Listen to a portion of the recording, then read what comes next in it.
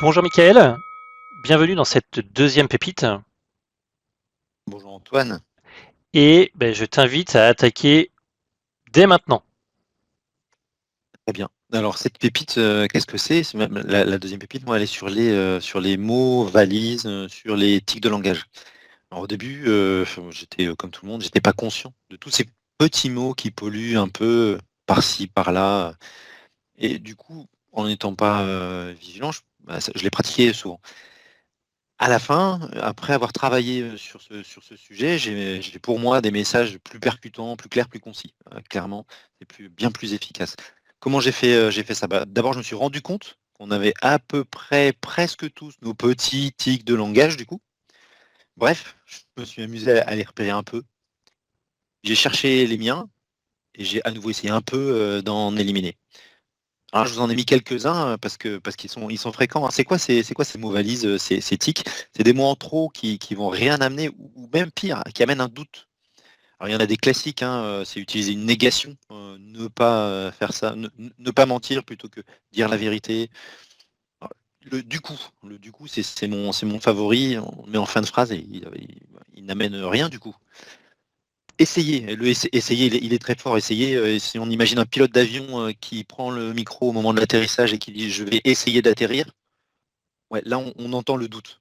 Voilà, il fait plus peur qu'autre chose. Donc c'est pas qu'il amène rien là, vraiment il amène le doute. On a la même chose sur le normalement.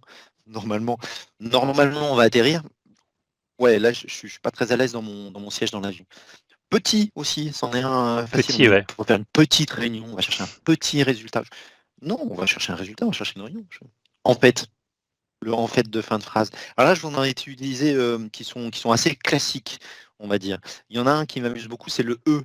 Quand on fait une phrase, je vais vous dire que et quand on traduit ça en anglais, c'est très rigolo parce que E, ça veut dire un. Et donc, quand on commence à parler anglais et qu'on met ce E dedans, alors là, les Anglais sont complètement perdus. On ne peut pas traduire les mots valises, même s'il en existe de ces tics de langage dans toutes les langues, le you know à la fin des phrases en anglais, ça existe. Il y en a des plus récents aussi. Ça, c'est mes enfants qui me les apprennent, puisqu'ils les ramènent de l'école, hein. Donc c'est le genre. Voilà, on va faire ça, genre. Ok. Ou alors on est en mode stressé. Ouais, on est stressé, on n'est pas en.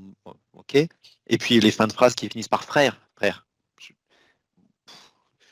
Bon, donc voilà, il y a le wesh aussi est assez courant. En fait, ce mot-là, il tue un peu la conversation. Pas tant que ça, parce que les conversations sont pas mortes, mais ils amènent une appartenance. Donc ils polluent d'un côté, mais de l'autre côté, ils montrent la génération à laquelle on appartient. Je vous en ai mis des classiques que moi je pratiquais et que je pratique de moins en moins depuis que la pépite avance. Et aussi mes enfants. Et ça, quand ils disent frère, je leur dis non, ça sert à rien dans la phrase. Voilà, ça n'amène pas de valeur. Mais il y a cette appartenance, donc c'est difficile de dire faut pas du tout les utiliser. Ce qui est intéressant, c'est probablement de retirer ce qui nous gêne. Alors là, comment faire? Donc si ça vous intéresse de le faire, Ouais. je vais vous dire comment j'ai fait. Moi, j'ai repéré ça chez quelqu'un et puis je lui ai fait en miroir. J'ai dit, ah tiens, tu dis souvent du coup. Je vous avais dit que c'était mon favori du coup. Et donc, ce qui s'est passé, c'est qu'on a joué tous les 2 à repérer, quand il allait dire, du coup et il m'a rendu l'appareil. Donc c'était ça mon but.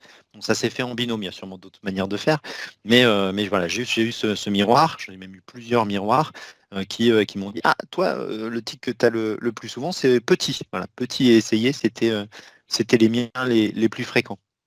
Et donc si vous avez envie de faire ça aussi, de chasser, vos tics, à nouveau, pas forcément chasser tous vos tics, frères, mais seulement ceux qui vous gênent. Du coup, Et bah, trouvez-vous un binôme qui a envie de faire la même chose. Ça va vous changer la vie parce que vous aurez des messages nettement plus clairs, concis, qui ne seront pas pollués par des choses qui servent à rien. Voilà Antoine, qu'est-ce que tu en penses? moi, j'en pense que c'est quelque chose de très précieux. On amoindrit l'impact de son langage en le polluant effectivement avec des petits mots un peu fourre-tout qui cachent juste quelquefois qu'on n'a pas euh, là, je viens de le faire, qu'on n'a pas les idées qui s'enchaînent très bien. Et au lieu de ça, par le E, on peut le remplacer par un silence qui va favoriser l'écoute. Et par ailleurs, eh bien, tout simplement, ça oblige à avoir l'exigence d'avoir le mot précis et quelquefois d'anticiper justement l'enchaînement. Et c'est un vrai exercice de discipline. Je trouve ça extrêmement intéressant. Je suis aussi sujet à des tics de langage. Tout le monde l'est. Et c'est vrai que c'est en luttant contre qu'on affûte sa capacité à bien prendre la parole. On Très, affûte le vocabulaire, tu ouais, l'as dit bien, voilà, on va enrichir son vocabulaire et surtout on va accepter les silences qu'on en accepte beaucoup moins aujourd'hui. Hein, si on regarde la télé, n'importe quelle émission, ça n'arrête pas de parler, c'est un flot continu. Des fois, en fait, du coup, des choses pas très intéressantes qui sont délayées, ils essayent de meubler le terrain. Voilà, bah là, j'ai fait une longue phrase pour pas dire grand-chose. C'est très facile, mais la peur du silence, elle est très présente dans les médias, donc on est habitué à entendre ça, et donc c'est encore plus difficile aujourd'hui de sortir de cette tic de langage et d'être voilà, efficace et de ne pas chercher à se rassurer en meublant et en parlant, que ce soit avec les mains ou avec la voix, mais simplement voilà, aller à l'essentiel. On est nettement plus percutant. Ouais. Merci, on est bien en phase. ah bah oui. Un très grand merci, Michael. Et du coup, j'ai envie de te dire bah, à bientôt pour une nouvelle pépite, en fait. Oui, on va essayer. Frère, à bientôt.